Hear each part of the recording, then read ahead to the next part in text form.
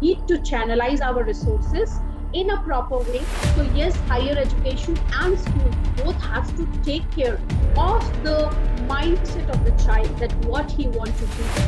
Bookish knowledge has to be finished. Conventional teaching method has to be finished. So yes, these education, I would say education system plays a very important role in developing the brain and mind of a student, right?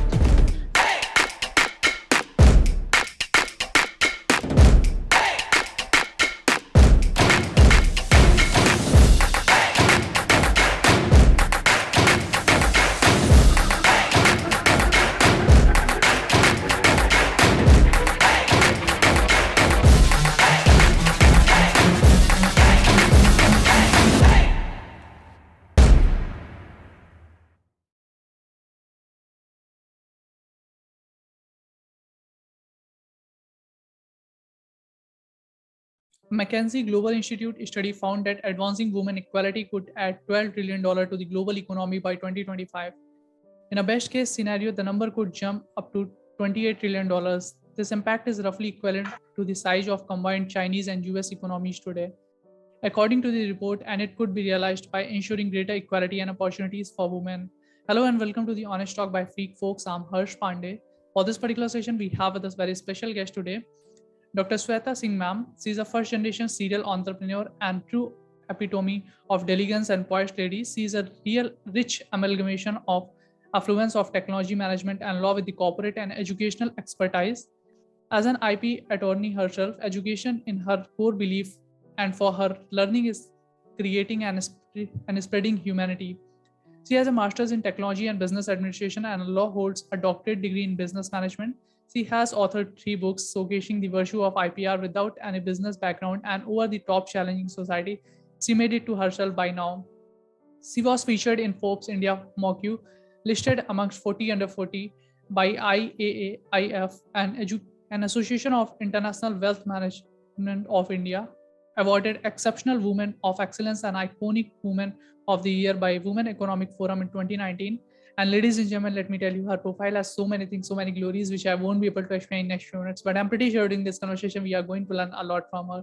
So first of all, ma'am, I welcome you to in this session. Thank you so much for joining and actually agreeing to share your thoughts with us.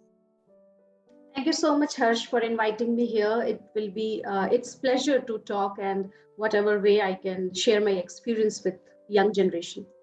Thank you, ma'am. It's our pleasure too. So moving to the topic of today's session, which we have chosen is worldwide role of women entrepreneurs in economic development. It is a reality that it is a reality actually when women would be empowered as entrepreneur, then whole society get benefits from it. As women entrepreneurs are beneficial not for the economic development but also for the social development of society. This podcast uniquely addresses the contribution of women entrepreneurs in the world economy, which is still an unseen but powerful benefiter of development. Ma'am, my very first request to you is please explain our viewers more about about the worldwide role of women entrepreneurs in economic development and how we can actually inspire more women to join this cause. Okay, so if you see the global scenario of women entrepreneurs or women leaders, also I'll include into it because they are nonetheless than an entrepreneur. So the percentage is very low. It's globally it's I think 24%. I have to be a bit correct, but I think it's 24% somewhere when you talk about global women in leadership position, and a women entrepreneur percentage is much lesser than that. The reason which I felt is like we uh, see society or investors or people, I would say generally, see us as a woman first and then as an entrepreneur. So entrepreneurs just do not have any gender, I believe. Despite of male or female, we don't have any gender. So entrepreneur is entrepreneur. I am an entrepreneur. I'm not female entrepreneur. I'm not, or you are not a male entrepreneur. That way, the definition goes wrong. Entrepreneur means entrepreneur. Exactly. So that way, this is one point that the scenario is not that good percentage wise. If you see, and to improve it, it has to be like we have to be seen as an entrepreneur, as a leader, not as a female attaching a female gender in front of everything. Second, if you see a global scenario, then the percentage is increasing from last 4 years. You see there is increase in percentage, but again, not to that extent that you get a good number out of it. So anyways, inclusion, we talk about inclusive society, inclusion everywhere, but it's more on the talk. I'm very I would say straightforward here. It's more on the talk, on the lectures, on the speeches, but not in the practices. So if you see the inclusion, we talk, but we don't come. I would say we don't do it if we don't include it, right? So if you talk about Indian scenario, the percentage has increased, but not to that extent where it should reach, Right. because there are many reasons to it. One, as I said, gender specific entrepreneur definition should not be there.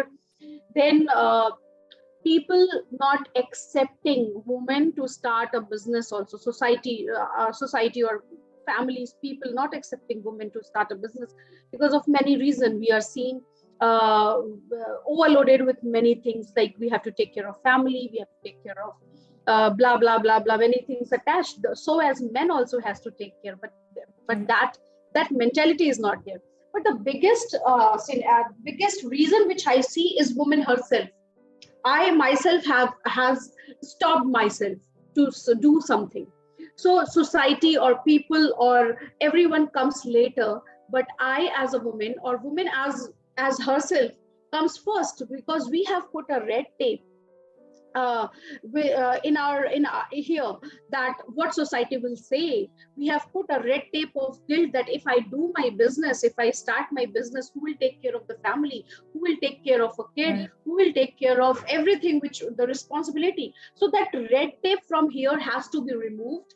Your heart and your mind has to sink. So the first thing which has to change, which has to be changed to increase this percentage, or to march, or to bring more women into this business, into the business ecosystem, is to end that red tape which we ourselves are having. Once we end, then we don't have to look for the society, because who is society? You and me make the society.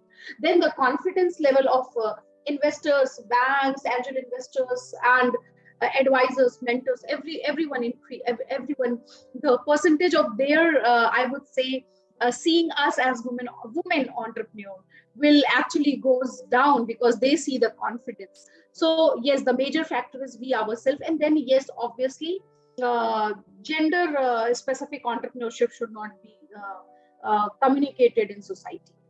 Exactly, ma'am. I think this is something which we need to understand. And you have mentioned a very great point that gender specific, we cannot relate to entrepreneurship with any gender. And this is really a very great point. And I'm very happy that you have discussed some of the real challenges which we are actually generally seeing.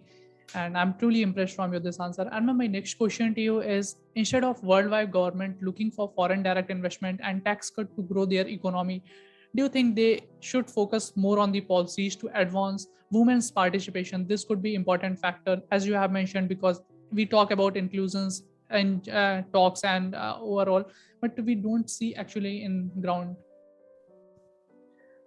See, policies, yes, policies, the schemes are very important to bring these kind of changes, right? But again, I would say policies will only get benefited when I am as a woman is ready to take the challenge, right? And it is like if I am ready to take the challenge, then all the policies will help, and none of the policies will help, right? So I don't see that only the policies will help, because there are n number of policies in Yes. India only. If you type government schemes or government policies related to women entrepreneurs, there are n number of policies. Globally also there are n number of policies. Yes, specific to women, actionable, I would say actionable schemes, uh, or on ground realities. Again, the percentage is very low where women are getting benefit by these policies or schemes.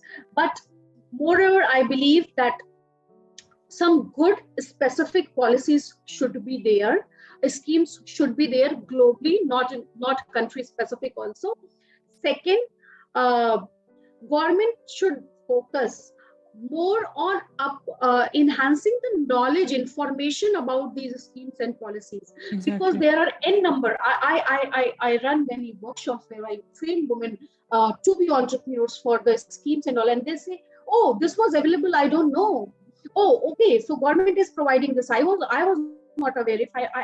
If one has to start a food business, Anpurna scheme is there.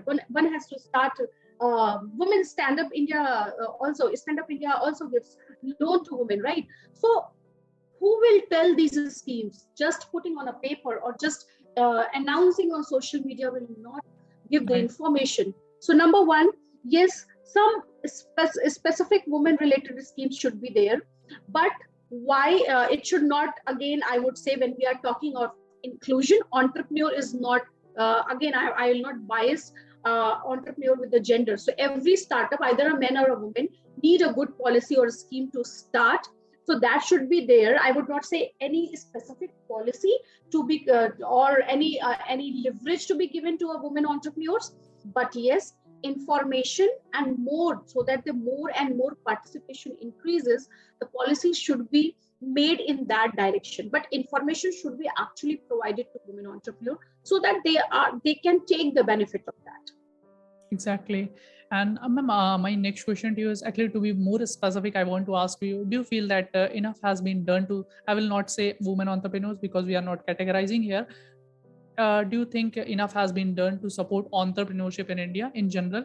Because we all have seen from Lijjat Papad, Amul, or other microfinance funded small home based businesses, women or men have been at the forefront, but this trend have slowly spilled over a white collar jobs as well. Of late, women are also making inboards into senior management roles in the many businesses, with the startups like Xiaomi, Imbibe, Grabhouse, the Label Corp, and the Lime Road, among others. They are making their presence felt in the online space too. We can see many examples Right. of, yes. Yeah. So Harsh, I'll here answer your one part I missed in the last question was the taxation part, that there should be tax relief for women. So many people say that, in fact, I was also of the mindset initially when I started the business that there should be some tax relief for me because I'm so working so hard. But I don't say that there should be tax relief for any entrepreneur. There should be tax relief for every entrepreneur, despite of gender, because every Yes. startup is putting 100% to it. uh, But yes, there should be more, I would say, eyes toward making this ecosystem more women more women friendly. So policies, schemes, taxation should be equal for male and female as an entrepreneur, for entrepreneur, I would say. But there should be more, I would say, friendly and comfort environment ecosystem should be developed for a woman to come and join. She should not be judged. Now, coming to your this question, that can you repeat it again once again? sure. My question was that do you think enough has been done to support entrepreneurship in Okay, India? yeah. So see, yes, government plus corporate plus I would say other industrial bodies, corporate bodies also doing a lot to promote women entrepreneurship and as whole entrepreneurship. So there are many schemes which and policies which government has taken earlier also 26 since 2016 they are working on this. Then for women, especially for women also, and there are many schemes and I would say programs running for women entrepreneurs through corporate. So Goldman Sachs program is there. Then for small businesses, Amazon has Sakhi program. Then Uber had their own program to promote women entrepreneurs. Exactly. So Google has their own program. So every company, and including the government, they are putting the efforts. So yes, things are being done, but bringing the programs, bringing the policies, bringing the schemes will not work unless you make her realize that she is capable of. Don't judge her. So make her realize she is capable of and then your all policies programs will automatically run like will be super hit because everyone will participate. And anyhow, if you see, the participation has increased in India like anything. Increase. So we are producing unicorns like Yes, every 4 day one unicorn is exactly. coming. So yes, so entrepreneurial environment, startup environment has grown like anything. Mm. But yes, if you say, then again, the graph I wanted to see since 2016 is not, I would say, that has taken that pace. Okay, the percentage is 10, 15, 16%, which has been increased in women entrepreneurs since 2 years here. But more, and this is the reason that there are people who are ready to support, but through your money, through your investment, through your policies, through your program, this will not help us. What will help us? Make her comfortable, don't judge her, and train her, give her that comfort and guidance so that she has that confidence that yes, I'm jumping into it, Mm. and people are there to support. But again, to this point, to all the women there, don't just look forward for policies, schemes, and programs. You can do it by yourself also. Exactly, ma'am. I think you have mentioned 2 3 points, very, really, very important. And the first one was obviously we are seeing that corporate world and government are actually doing their best, and we need to understand. And we are also seeing that more and more businesses are reaching $1 billion valuation and attaining the status of $1 billion, so making themselves unicorn. But ma'am, my next question to you is, as you have said that we need to build the foundation. So my question to you is the destiny of our future graduates to tackle some of the society's most urgent and pressing challenges? And entrepreneurs have the power to save the world by developing versatile skill sets and profitable business that are crucial to the progress of our economies. But just one, how does learn to be successful entrepreneur? How do we inspire our young people to go there and keep learning so they can make mark on the world? Do we need to dedicate more resources to the formation of entrepreneurial environment within higher education, environment that foster progressive ideas and innovation and equip students with the practical knowledge and skills they need to navigate the choppy water of business ownership? Right. I really like this question, Harsh, because you talked about entrepreneurial resources so that more of entrepreneurs come, especially through the higher education. So I work with many universities, higher education in India and abroad, and I feel that, see, scenario has totally changed. Okay. So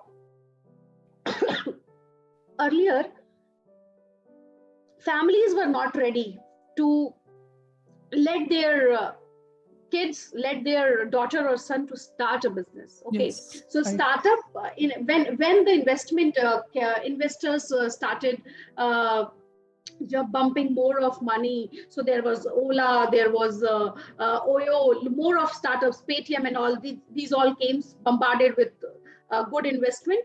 And then the younger generation, which I felt was more like, okay, I'll start a startup and get a good fund. So Hmm. that mindset was there, that I'll start a Right. startup for good fund. Then but I say that was also a good start, because at least people were started jumping into it.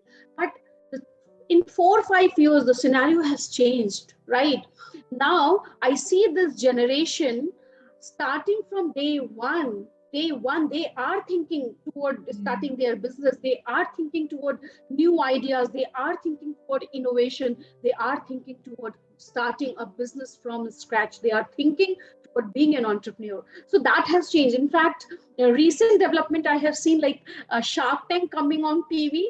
So Yes. everywhere where Saas Bahu serials were running, I have seen my mom, my friend's mom watching Shark Tank, and This they're is like, really "Wow, great. this is good. People Yes. should do the business." So things are changing, scenarios are changing, but to change the scenario in the right direction, right? More of interactive sessions, talks from the expert, more of guidance, mentorship from the experts should be done so that this generation has a lot of energy. This Hmm. has to be channelized, and this can be done by the higher education. And in fact, from the schools also. Why to take only higher generation?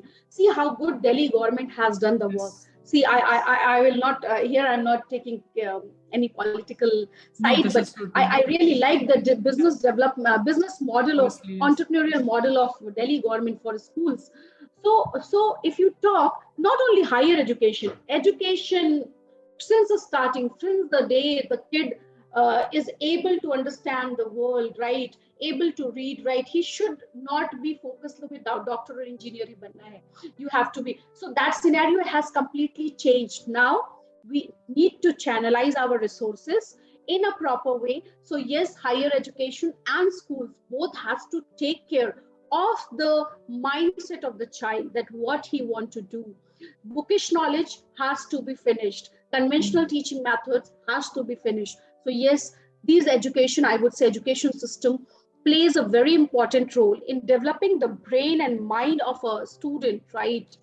So it has to be more toward innovations, more toward entrepreneurial ecosystem, because you do never know, if you're not developing entrepreneur, you are developing a good leader out of that. Yes. You don't have to, everyone cannot be entrepreneur, right? we, Right. we need also, we as entrepreneur also need good people, good Uh, intrapreneurs. I'm not saying entrepreneur, intrapreneur. So higher education plays a very important role.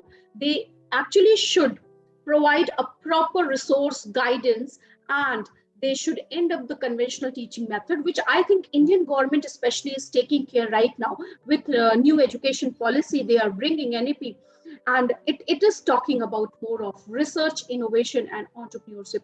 So it's time to actually entrepreneurs like us also to contribute to the Indian education system, so that the generation which is coming should be more toward making leaders, making entrepreneurs, creating the boost in the economy, and that can be only done when we all handhold together with the higher education or the academic system. Indeed, ma'am, you have very wonderful thoughts, I must say. And you have mentioned some of the really great points. The first point was that you have mentioned we need to actually talk about entrepreneurship from the beginning, from the school level, not we need we don't need to actually come to college to talk about all this. And you have mentioned about Delhi government business cluster program, which is really appreciable, and it should be appreciated by all of us, means irrespective of our political vision, we need to do that. And I can say, ma'am, there's a lot more to learn from you, but today I don't want to take too much of your time. So moving to my last question of this session. This question is not means is related to leadership. We all are seeing the business world has changed dramatically over the last few decades, and now we live in a connected society where the change can be fast-paced, constant, and unpredictable. Rapid advance in technology have created an environment where the internet, smartphone, and social media are ubiquitous, and the 2008 global financial crisis and this 2019-2020 pandemic has increased the sense of turbulence, danger, and unpredictability in the certain areas. So, in your opinion, what are the critical skills required to excel in this fast-paced, changing world? So one skill which is required always for a good leader: lead by example. Okay, be confident, lead by example. And how to set that example? See, as an entrepreneur, as a leader, your team is your strength, your people are your strength. So I always believe that give respect to your people. Okay, take care. I always say to my people that I will take care of you, you take care of the clients, because that chain, if this is followed, no one will be unhappy, because I know my people are taking care of my clients, and I'm taking care of my people.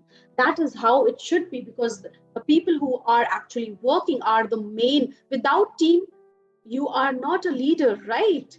So to whom you will lead if you are not you don't have a good people around you, don't have a good team around you. So for a leader, it is very important to keep your trusted network, create your trusted network, keep your people around, trust them, build them, make leaders out of them, right? It's not only I am leader, so there will be no other leader in the team. No, make leaders out of them. So the thinking process has to be changed. Creating more leader out of your leadership skills, that is very important. And for to be and you to be leader, it's not you have to accept that you are a leader. See, I'm running a company that doesn't make me a leader unless people accepts me as a leader. So that is very important. So you have to learn how to make how to keep your people happy, without judging them, or without saying yes to yes. You don't, as a leader, you have to so many a times you have to call a sword, right? So that's the way that you develop yourself. So talk sensible, make good leaders out of your team, trust your people, love them, keep them happy. And the COVID has taught us, right, that Yes. the people who has been supporting to us, how a human need a human right now. So before being a leader, be a human. A human will always be a good, if you are, if you are a good human, you will be a good leader. Right. And you have to set example for that. So for that example, you have to be very disciplined. You, how you talk, how you behave, that is all, that all should, what you that it is said now, practice what you preach, right? Hmm. So everything what you want people to do, you should be practicing those things. It is very simple, that I will treat the way I want to be treated. I should treat my people like that. I want to be respected. I should respect my people like that. So, and talk sense. Talk, don't, because leadership is, I believe, is a kind of taj on the head, and it is very difficult to carry, because and very easy to carry. The Definitely. scenario is totally different. Difficult when you feel like I'm a leader. So you calling yourself leader, again I'm saying this, is doesn't make you leader. So that becomes very easy when people accepts you as a leader, and when they will accept, because they see that you practice what you preach, right? So that is very important. And then manage your people. Management is the art of making you leader, good leader. So manage your people, how well you manage that connections, that spiritual connection with your people is very important. Not only that management connection that you are working together, but that spiritual connection. And I believe if you actually want to be leader, learn from Ratan Tata, that how he has developed that leadership quality. Right. The employee is with TCS or not, but they always respect Hmm. that, and that is what leadership is. Exactly, ma'am. I think you have discussed some of the really very means needed quality for the great leadership, and I'm very happy that you have came actually and discussed all these things. And I must say, ma'am, you are a true inspiration for all of us, and keep the good work doing. We all are with you, and thank you so much, ma'am, for joining and giving your important time. It was a kind of a healthy conversation with you over the topic, and if we will get chance in future, then we will again do such kind of a session. Thank you so much, ma'am. Thank you, Harsh, for inviting me. All the best. My pleasure. Thank you so much, ma'am. On the ground is where I stand. Never give up, that was always the plan. It's so cold outside, I'm alone, I'm alright. It's so cold outside, I'm alone.